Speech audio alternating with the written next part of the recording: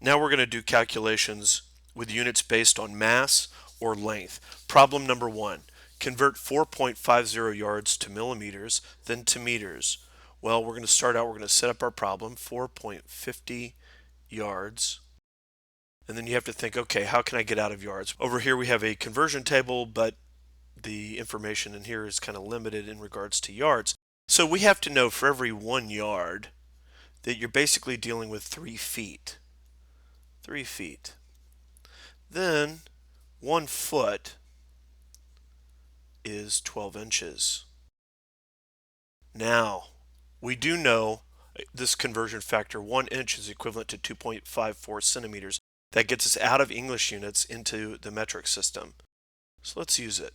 Let's go 1 inch is equivalent to 2.54 centimeters. But we got to keep going.